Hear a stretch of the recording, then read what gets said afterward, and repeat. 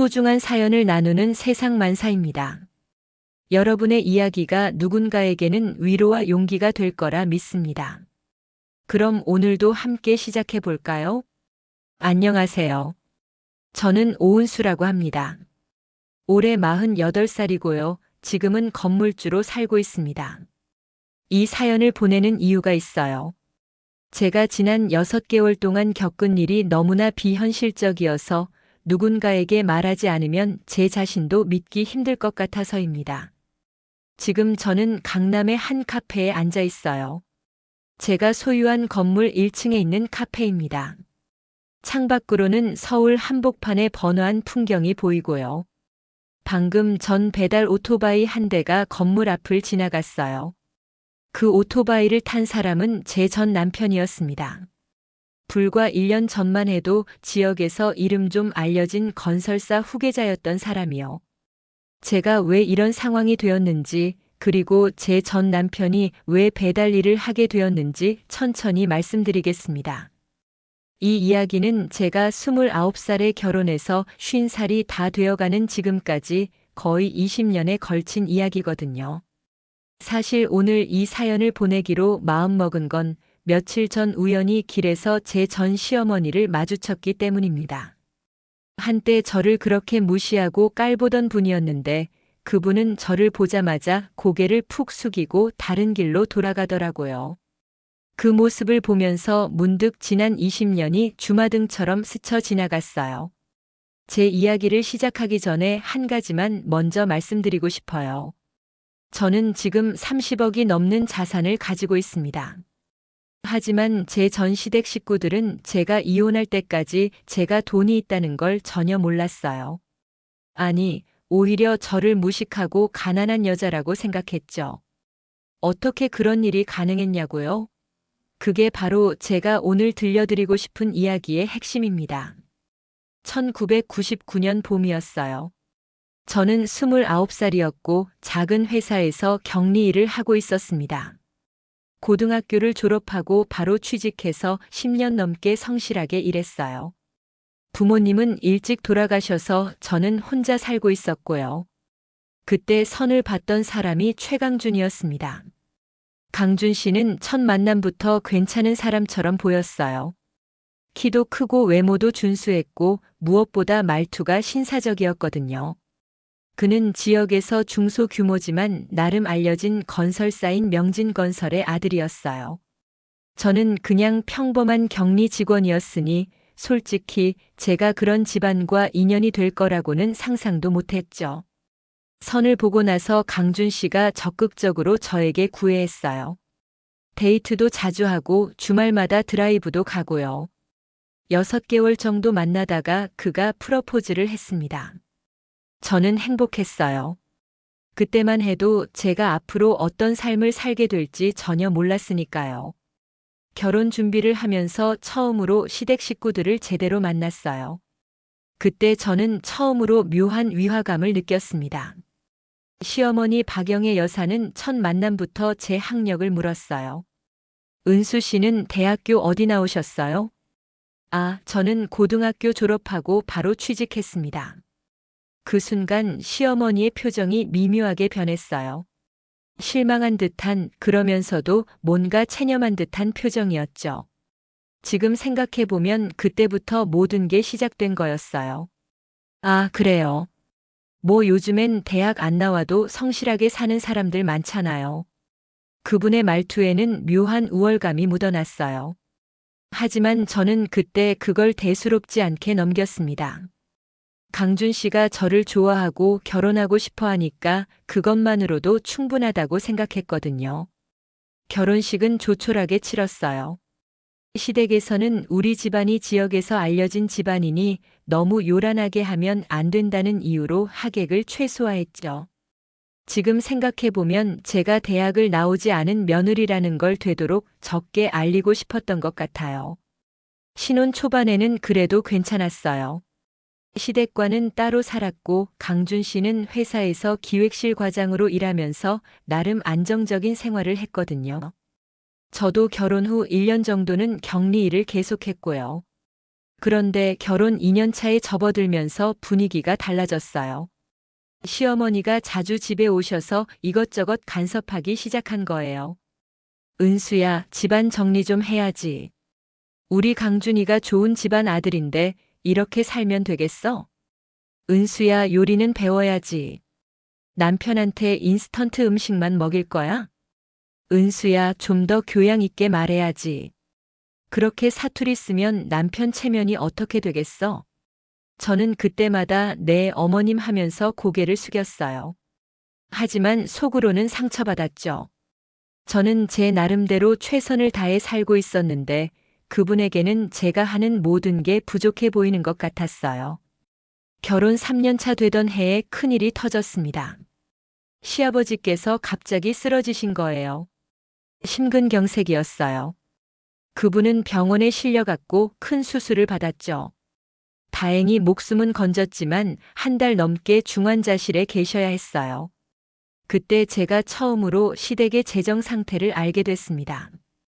강준 씨가 어느 날 밤 집에 와서 눈물을 흘리더라고요. 은수야, 우리 아버지 병원비가 너무 많이 나왔어. 그리고 사실 우리 회사 상황이 안 좋아. 부채가 꽤 있어. 얼마나 되는데요? 병원비만 해도 5천만 원이 넘어. 회사 부채는 15억 정도 돼. 저는 충격을 받았어요. 15억이라는 돈은 저 같은 평범한 사람에게는 상상도 할 수 없는 액수였거든요. 하지만 강준 씨는 그것보다 더 충격적인 말을 했습니다.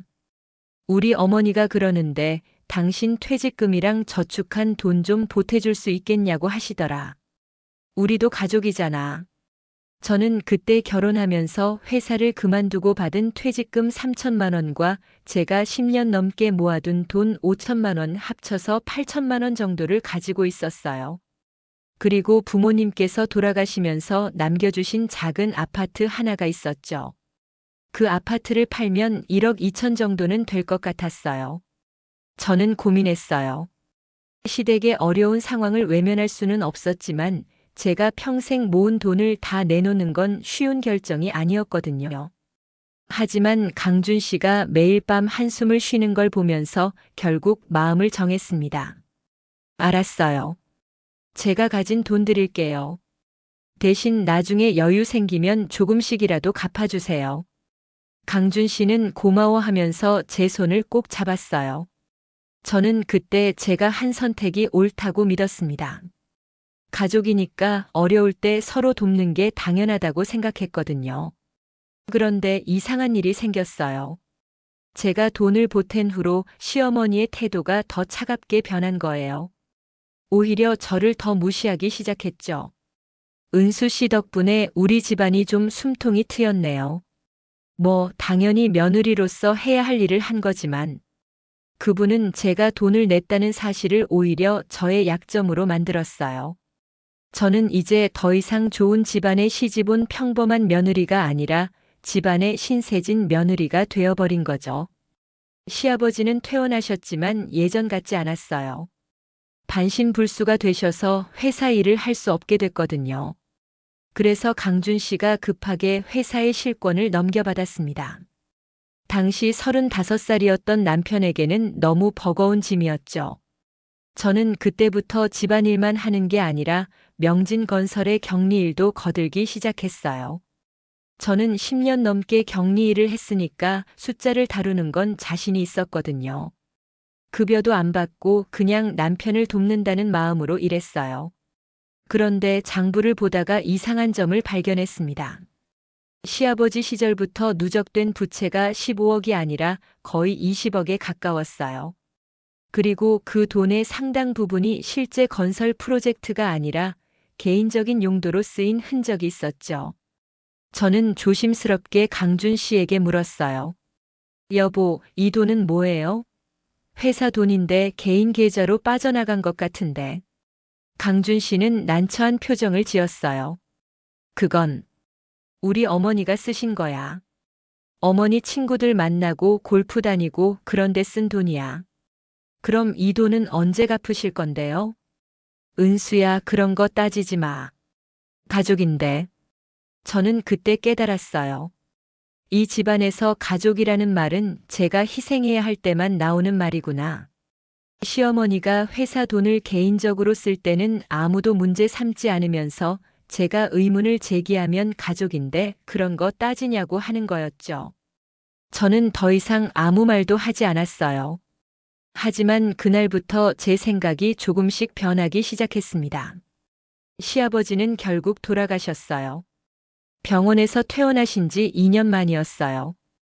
장례를 치르는 동안 시어머니는 울면서 이렇게 말했습니다. 당신, 내가 이제 어떻게 살아요? 우리 강준이는 아직 어리고 회사는 빚더미인데. 저는 그 말을 들으면서 씁쓸했어요. 제가 2억을 보탰는데도 빚은 여전히 많이 남아 있었거든요. 그리고 시어머니는 장례 비용으로만 5천만 원을 썼어요. 지역에서 명문가 체면을 지켜야 한다면서요. 장례를 치르고 나서 한 달쯤 지났을 때 시어머니가 저를 따로 불렀습니다. 은수야, 앉아봐. 저는 긴장했어요. 시어머니가 저를 따로 부를 때는 항상 뭔가 부탁하거나 지적할 일이 있을 때였거든요. 은수야, 당신 부모님 아파트 있잖아. 그거 팔면 얼마나 돼? 지금 시세로는 한 1억 5천 정도 될 것 같은데요. 그거 좀 팔아서 우리 회사에 보태주면 안 될까? 지금 당장 급한 대출금이 있어서 그래. 저는 말문이 막혔어요. 제가 이미 2억을 보탰는데 또 1억 5천을 내놓으라는 거였죠. 그것도 제 부모님의 유일한 유산인 아파트를요. 어머니, 그 아파트는 제가 나중에 노후 대비로 생각하고 있던 건데. 은수야, 회사가 망하면 당신 노후고 뭐고 없어. 강준이 아내면서 그런 생각을 하면 되겠어? 저는 결국 고개를 끄덕였어요. 하지만 그때 제 마음속에 작은 씨앗 하나가 심어졌습니다. 분노가 아니라 각성이었죠. 이 집안은 절대 저를 가족으로 생각하지 않는다. 저는 그저 필요할 때 쓰는 도구일 뿐이다. 아파트를 팔았어요. 1억 6천만 원에 팔렸고 저는 그 돈을 시댁에 보탰습니다. 그렇게 저는 부모님의 유산까지 모두 잃었죠. 하지만 저에게는 아직 하나의 비밀이 있었어요. 시아버지께서 돌아가시기 일주일 전 저를 병실로 부르셨거든요. 은수야, 고생이 많아. 아니에요, 아버님. 당연한 일인걸요. 은수야, 내가 너한테 미안한 게 있어. 우리 영애가, 우리 마누라가 너한테 잘못했어. 나도 알아. 시아버지는 떨리는 손으로 봉투 하나를 꺼내셨어요. 이거 받아. 3천만 원 있어. 내가 몰래 모아둔 거야. 너한테 주는 거니까 절대 영희한테 말하지 마. 아버님, 이건. 은수야, 내 말 잘 들어. 이 돈은 너 혼자만 알고 있어. 그리고 이 돈으로 뭐라도 해봐. 투자든 뭐든. 이 집안에 평생 묶여 살면 안 돼. 저는 그때 시아버지의 눈빛을 잊을 수가 없어요. 그분은 아시고 계셨던 거예요. 당신의 아내가 그리고 당신의 아들이 얼마나 무능하고 이기적인지. 시아버지가 돌아가시고 나서 저는 그 3천만 원을 은행 비밀 계좌에 넣어뒀어요. 그리고 혼자 고민했죠. 이 돈을 어떻게 써야 할까? 그때 제 대학 동창이 생각났어요. 아니, 정확히는 대학 동창이 아니라 고등학교 동창이죠. 김지현이라는 친구였는데 이 친구는 고등학교를 졸업하고 야간 대학을 다니면서 부동산 공부를 했어요. 그리고 지금은 작은 부동산 사무소를 운영하고 있었죠. 저는 지연이에게 조심스럽게 연락했어요. 지연아, 나 부동산 투자 좀 배우고 싶은데. 은수야? 갑자기 웬일이야? 저는 지연이에게 모든 사정을 털어놓았어요. 시댁에서 당한 일들, 제가 모든 재산을 잃은 일, 그리고 시아버지께서 남겨주신 3천만 원. 지연이는 한숨을 쉬더니 이렇게 말했어요. 은수야, 너 그렇게 살면 평생 당해. 이제부터라도 내 돈 챙겨야 해. 근데 나 돈이 3천만 원밖에 없어. 3천만 원이면 시작할 수 있어. 내가 도와줄게. 부동산 경매 공부해봐. 그리고 주식도 조금씩 해보고. 그날부터 저는 지연이에게 부동산 공부를 시작했어요. 퇴근하고 나면 도서관에 가서 경매 관련 책을 읽고 주말에는 지연이를 따라다니면서 경매 현장을 구경했죠. 그러면서 저는 놀라운 사실을 알게 됐어요. 제가 10년 넘게 격리 일을 하면서 익힌 숫자 감각이 부동산 투자에 엄청나게 유용하다는 걸요. 은수야, 너 진짜 재능 있어. 숫자를 이렇게 빨리 계산하는 사람 처음 봐. 지연이의 말에 저는 처음으로 자신감이 생겼어요. 저는 무식한 게 아니었어요. 단지 시댁 사람들이 저를 무식하다고 믿고 싶어 했을 뿐이죠. 첫 투자는 조심스럽게 시작했어요. 지연이가 추천해준 작은 원룸 하나를 경매로 샀어요. 3천만 원 중에서 2천만 원을 쓰고 나머지는 비상금으로 남겨뒀죠. 그 원룸을 6개월 동안 월세를 받다가 팔았는데 500만 원의 수익이 났어요. 처음으로 제 힘으로 번 돈이었죠. 저는 그때 깨달았어요. 저도 돈을 벌 수 있다는 걸. 그리고 이 돈은 오롯이 제 것이라는 걸. 그 후로 저는 5년 동안 조금씩 투자를 늘려갔어요. 부동산 경매로 작은 수익을 내고 그 돈을 다시 투자하고 동시에 주식도 조금씩 공부하기 시작했죠. 시댁 사람들은 제가 뭘 하는지 전혀 몰랐어요. 저는 여전히 집에서 식사 준비하고 청소하고 강준 씨 뒷바라지하는 평범한 주부였으니까요. 강준 씨는 회사 일로 바빴고 시어머니는 여전히 저를 무시했어요. 명절 때마다 친척들 앞에서 저를 이렇게 소개했죠. 우리 며느리는 참 성실해요. 머리는 좀 나쁘지만 손은 부지런하거든요. 저는 그때마다 웃으면서 고개를 숙였어요. 하지만 속으로는 제 통장 잔고를 떠올렸죠. 그때 제 비밀 계좌에는 이미 5천만 원이 넘게 모여 있었거든요. 시간이 흐를수록 저는 더 대담해졌어요. 투자 규모도 점점 커졌고요. 지연이는 저에게 부동산 재테크의 고급 기술들을 가르쳐 줬어요. 어떤 물건이 오를지 보는 법, 언제 팔아야 하는지 판단하는 법. 은수야, 너 정말 천재야. 5년 만에 이렇게 불린 사람 처음 봐. 지연이의 말에 저는 뿌듯했어요. 하지만 절대 시댁 사람들에게는 말하지 않았죠. 이 돈은 제가 만든 비밀 무기였으니까요. 결혼 10년 차가 되던 해 명진건설은 큰 프로젝트 하나를 따냈어요. 지역의 재개발 사업이었죠. 강준 씨는 신이 났어요. 은수야, 이번 프로젝트만 잘 되면 우리 빚 다 갚을 수 있어. 저도 진심으로 기뻤어요. 아직 그때만 해도 저는 이혼을 생각하지 않았거든요. 강준 씨가 성공해서 우리가 행복하게 살 수 있다면 그게 최선이라고 믿었죠. 하지만 프로젝트는 생각보다 어려웠어요. 공사가 지연되고 비용은 늘어나고 결국 회사는 또다시 대출을 받아야 했습니다. 그리고 그 와중에 시어머니는 여전히 사치를 멈추지 않았어요. 골프장 회원권을 사고 해외여행을 다니고 친구들과 고급 레스토랑에서 식사를 하면서 돈을 물쓰듯 했죠. 저는 강준 씨에게 조심스럽게 말했어요. 여보, 어머님께 조금만 지출을 줄여달라고 말씀드리는 게 어때요? 은수야, 우리 어머니는 원래 그렇게 사신 분이야. 이제 와서 바꾸라고 할 수는 없어. 하지만 회사 상황이 어려운데. 은수야, 당신은 걱정하지 마. 내가 알아서 할게. 하지만 강준 씨는 아무것도 해결하지 못했어요. 그는 어머니에게 한마디도 못하는 마마보이였거든요. 저는 그때부터 이 집안의 미래가 보이지 않았어요. 회사는 계속 빚만 늘어나고 시어머니는 돈을 쓰고 남편은 아무 결정도 내리지 못하고. 그래서 저는 제 투자를 더 공격적으로 늘리기로 했어요.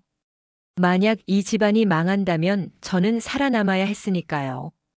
결혼 15년 차가 되던 해 제 비밀 계좌에는 10억 원이 넘는 돈이 모였어요. 부동산 투자와 주식 투자로 꾸준히 수익을 냈거든요. 물론 시댁 사람들은 아무도 몰랐죠. 그 해에 큰 사건이 하나 있었어요. 시어머니가 건강검진을 받았는데 췌장암 초기 판정을 받은 거예요. 내가 암이라니. 시어머니는 충격을 받았고 온 가족이 슬픔에 빠졌어요. 저도 진심으로 걱정했습니다.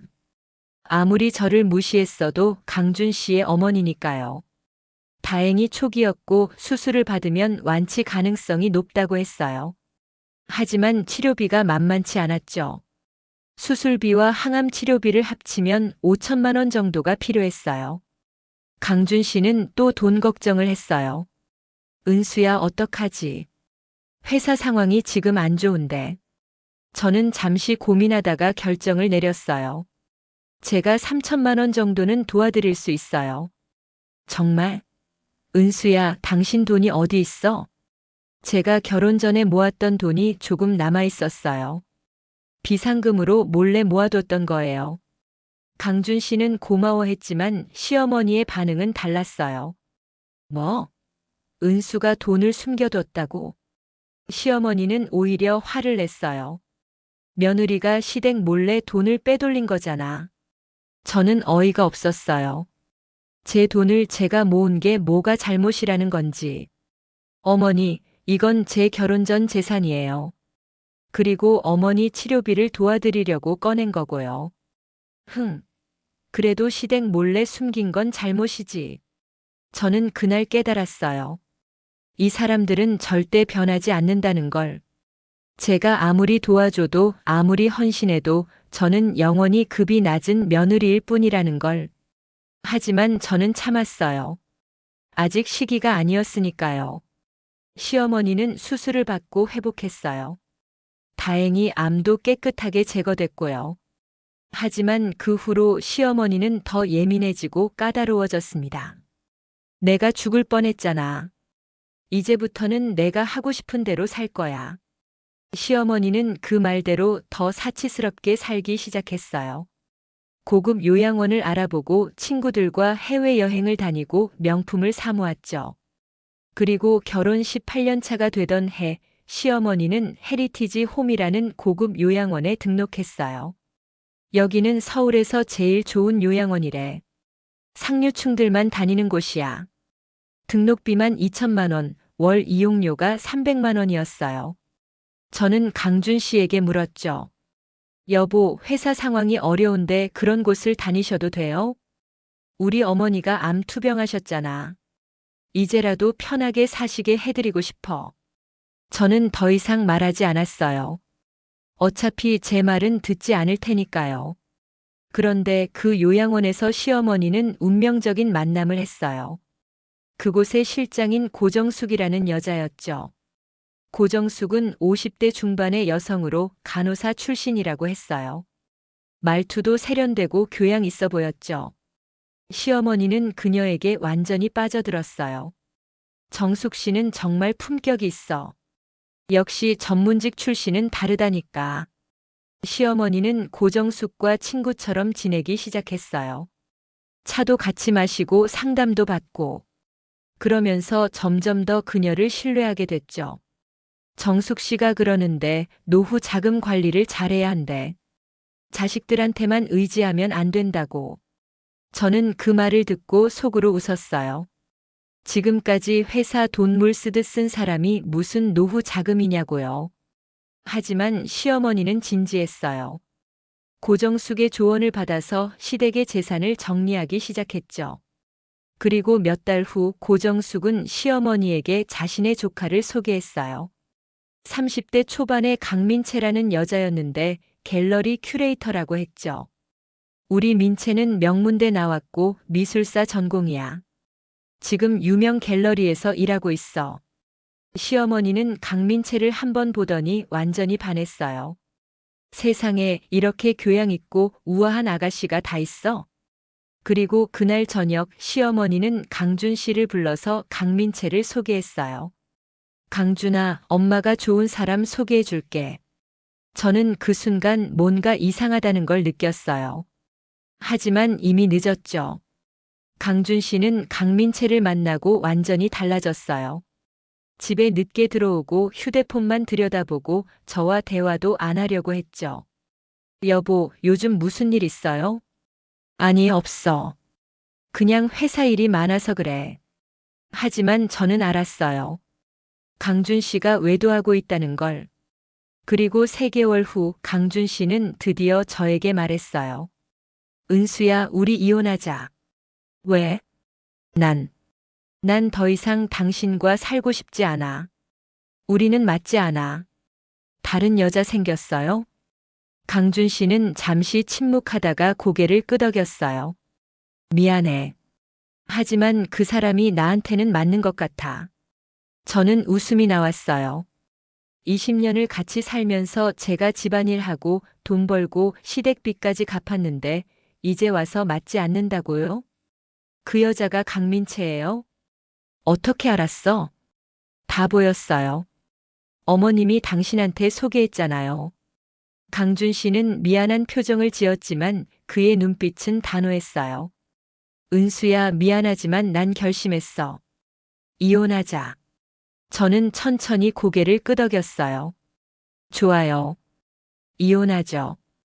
강준 씨는 놀란 것 같았어요. 아마 제가 울면서 매달릴 거라고 생각했나 봐요. 정말? 그럼 위자료는?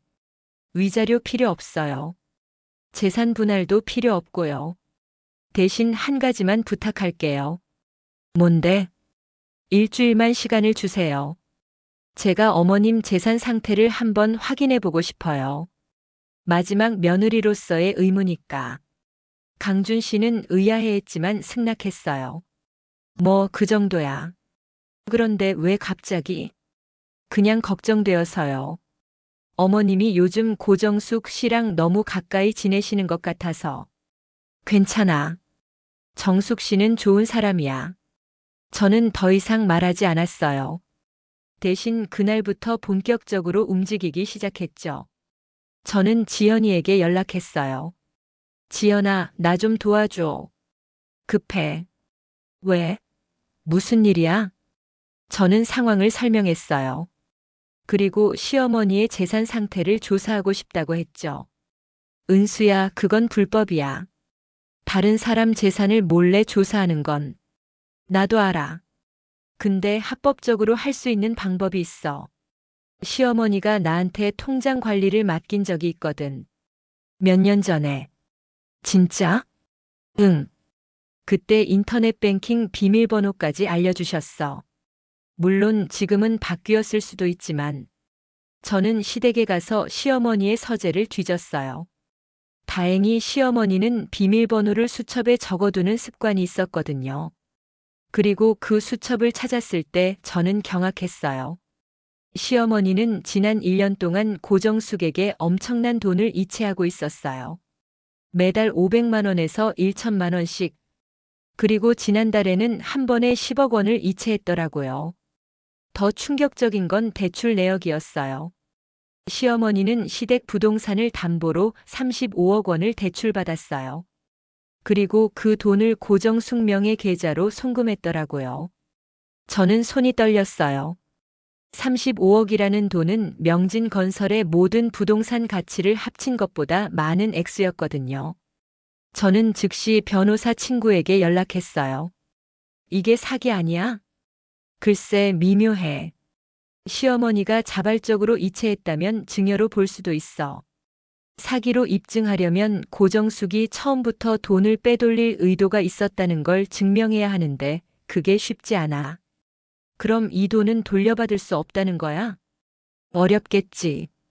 특히 고정숙이 이미 돈을 다 쓰거나 숨겼다면 회수가 거의 불가능해. 저는 잠시 생각했어요. 그리고 결심했죠. 저는 이 사실을 시댁에 알리지 않기로. 왜냐고요? 간단해요. 이 사람들은 20년 동안 저를 무시하고 착취했어요. 제가 왜 이들을 구해줘야 하죠? 일주일 후 저는 이혼 서류에 서명했어요. 재산 분할도 위자료도 없이 깔끔하게 이혼했죠. 시어머니와 강준 씨 그리고 시댁 친척들은 환호했어요. 드디어 우리 집안에 걸맞은 며느리가 들어온다. 강준 씨는 제가 이혼하고 한 달 만에 강민채와 약혼했어요. 시어머니는 성대한 약혼식을 준비했죠. 저는 그 소식을 듣고 조용히 웃었어요. 곧 모든 게 드러날 테니까요. 이혼하고 2개월 후 명진건설의 대출금 상환 독촉장이 날아왔어요. 35억 원에 대한 이자가 밀렸다는 거였죠. 강준 씨는 당황해서 시어머니에게 연락했어요. 어머니, 이게 무슨 일이에요? 35억 대출이 왜 있어요? 그건 내가 노후 자금으로 좀 빌린 거야. 노후 자금요? 35억을요? 정숙 씨가 좋은 투자처가 있다고 해서. 그제야 강준 씨는 사태의 심각성을 깨달았어요. 그리고 고정숙에게 연락을 시도했지만 이미 연락이 안 됐죠. 고정숙과 강민채는 35억을 들고 잠적한 거예요. 강준 씨는 미친 듯이 경찰에 신고했지만 경찰은 이렇게 말했어요. 시어머니가 자발적으로 이체한 거면 사기가 아닐 수 있습니다. 증여로 볼 수도 있고요. 그럼 어떡하라는 거예요? 민사소송을 하셔야죠. 하지만 그 사람들이 이미 도망간 상태면 돈을 돌려받기는 어렵습니다. 시댁은 완전히 패닉에 빠졌어요. 35억 원의 빚은 회사를 파산시키기에 충분했거든요. 더 웃긴 건 그 다음이었어요. 시어머니는 의사에게 시한부 판정을 받았다고 믿고 있었어요. 췌장암이 재발했다면서요. 그래서 자식들에게 빚만 남기고 죽으려고 이런 짓을 한 거였죠. 하지만 정밀 검사를 다시 받은 결과 암세포가 완전히 사라져 있었어요. 기적적으로 완치된 거죠. 뭐라고? 내가 안 죽는다고? 시어머니는 오히려 절망했어요. 이제 35억 원의 빚을 본인이 직접 갚아야 한다는 걸 깨달았거든요. 저는 그 소식을 듣고 웃음을 참을 수 없었어요. 세상에 이렇게 아이러니한 일이 있나 싶었죠. 명진건설은 결국 파산 신청을 했어요. 강준 씨는 대출 연대보증을 섰기 때문에 개인적으로도 파산했고요. 시댁 식구들은 서로를 원망하며 싸웠어요. 어머니가 왜 그런 짓을 하셨어요? 너희들이 날 무시해서 그렇지. 너희들한테 복수하려고 한 거야. 그래서 우리가 다 망하게 만드셨어요? 저는 그 모든 소식을 멀찌감치서 지켜봤어요. 연민도 죄책감도 느끼지 않았죠. 그들이 자초한 일이니까요. 그리고 6개월 후 명진건설 본사 건물이 경매에 나왔어요. 저는 지연이와 함께 경매장에 갔어요. 은수야, 진짜 이거 낙찰받을 거야? 응, 꼭 받을 거야. 경매가 시작됐고 저는 입찰에 참여했어요. 몇 번의 경쟁 끝에 저는 그 건물을 낙찰받았습니다. 경매장 한쪽에는 시댁 식구들이 앉아 있었어요. 강준 씨, 시어머니, 그리고 시댁 친척들. 그들은 제가 건물을 낙찰받는 걸 보고 경악했어요. 저게 은수야? 은수가 어떻게 저런 돈이 있어? 강준 씨는 경매장에서 뛰어나와 저에게 달려왔어요. 은수야, 이게 무슨 일이야? 저는 차갑게 그를 바라봤어요. 무슨 일이긴요. 건물 샀어요. 어떻게? 당신 어디서 그런 돈이? 궁금하세요? 제가 무식하고 돈도 없는 줄 알았죠? 저는 지난 20년 동안 혼자서 30억이 넘는 돈을 모았어요. 부동산 투자랑 주식으로요. 강준 씨는 말문이 막혔어요. 30억이라고. 그런 돈이 있으면 왜 진작 말하지 않았어? 저는 비웃음을 터뜨렸어요. 말했으면 뭐 했겠어요? 당신들한테 다 빼앗겼겠죠. 저는 결혼 전 재산이랑 시아버님이 주신 돈으로 시작했어요. 그러니까 이건 전부 제 돈이에요. 당신하고는 아무 상관없는. 은수야, 제발. 나 좀 도와줘. 20년 정을 생각해서라도. 정이요? 저는 그의 얼굴을 똑바로 쳐다봤어요. 당신들이 저한테 한 짓 기억나요? 20년 동안 저를 무식하다고 급이 낮다고 계속 무시했잖아요. 제가 돈을 벌어다 바쳐도 집안일을 해도 아무도 고맙다는 말 한마디 안 했어요. 그러다가 더 나은 여자가 나타나니까 저를 버렸죠. 그게 당신들이 보여준 정이에요. 은수야, 당신이 저한테 이혼하자고 했을 때 뭐라고 했는지 기억나요? 우리는 맞지 않아라고 했잖아요. 맞아요. 우리는 처음부터 맞지 않았어요. 저는 성실한 사람이었고 당신들은 게으르고 오만한 사람들이었으니까. 저는 돌아서서 걸어갔어요. 뒤에서 강준 씨가 뭐라고 소리쳤지만 듣지 않았죠. 그 후로 저는 그 건물을 재개발했어요. 새로운 상가 건물을 지었고 1층에는 예쁜 카페를 만들었죠. 그리고 며칠 전 그 카페에서 커피를 마시고 있는데 배달 오토바이가 건물 앞에 멈췄어요. 오토바이에서 내린 사람은 강준 씨였어요. 그는 배달 대행 일을 하고 있었더라고요. 우리의 눈이 마주쳤어요. 강준 씨는 당황한 표정으로 고개를 숙이고 재빨리 오토바이를 타고 떠났죠. 저는 그 모습을 보면서 아무 감정도 느끼지 않았어요. 분노도 슬픔도 심지어 동정심도 없었어요. 그냥 무덤덤했죠. 지난 며칠 전에는 시어머니를 우연히 길에서 마주쳤어요. 그분은 저를 보자마자 고개를 푹 숙이고 다른 길로 돌아가더라고요. 저는 그 모습을 보면서 생각했어요. 20년 전 제가 시댁에 처음 갔을 때 그분은 저를 이렇게 내려다봤었죠. 지금은 제가 그분을 내려다보고 있고요. 세상은 참 아이러니해요. 제가 이 사연을 보내는 이유는 복수를 자랑하려는 게 아니에요. 그저 누군가에게 말하고 싶었어요. 아무리 무시당하고 깔려 살아도 절대 포기하지 말라고. 저는 20년 동안 참았어요. 하지만 그 시간 동안 저는 조용히 제 길을 준비하고 있었죠. 그리고 결국 제가 이겼어요. 지금 저는 강남의 건물주로 살고 있어요. 30억이 넘는 자산이 있고 아무도 저를 무시하지 않죠. 무엇보다 저는 이제 자유로워요. 더 이상 누군가의 그림자로 살지 않아도 돼요. 더 이상 무시당하면서 참을 필요도 없고요. 물론 때때로 생각해요. 제가 너무 잔인했나? 시댁을 구해줬어야 했나? 하지만 금방 답이 나와요. 아니요, 저는 아무 잘못도 하지 않았어요. 저는 그저 제 인생을 선택했을 뿐이에요. 강준 씨가 저에게 이혼을 요구하면서 했던 말이 있어요. 이건 당신이 선택한 일이야. 맞아요. 저는 선택했어요. 그들을 구하지 않기로 제 인생을 살기로. 요즘 저는 새로운 취미를 찾았어요. 미술관에 다니는 거요. 아이러니하죠? 강민채가 큐레이터였는데 말이에요. 저는 미술에 대해서 아무것도 몰랐지만 지금은 조금씩 배우고 있어요. 그리고 깨달았어요. 교양이란 건 대학을 나왔느냐 아니냐가 아니라 얼마나 배우려는 마음이 있느냐에 달려 있다는 걸요. 시어머니는 평생 상류층 행세를 했지만 결국 사기꾼에게 속아서 모든 걸 잃었어요. 반면 저는 고등학교만 나왔지만 스스로 공부하고 투자하면서 30억을 모았죠. 누가 더 현명한 사람일까요? 이 사연을 듣는 분들에게 한 가지만 말씀드리고 싶어요.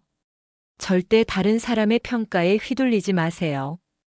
당신을 무시하는 사람들이 있다면 그건 당신의 문제가 아니라 그들의 문제예요. 저는 20년 동안 무식하다는 말을 들었어요. 하지만 저는 무식하지 않았어요. 저는 그저 제 방식대로 똑똑했을 뿐이에요. 그리고 마지막으로 복수는 드라마처럼 화려하지 않아요. 복수는 조용하고 차갑게 이루어져요. 저는 아무에게도 소리 지르지 않았어요.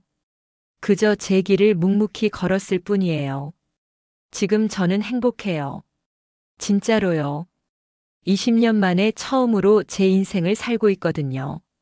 시댁 식구들이 어떻게 사는지는 잘 모르겠어요.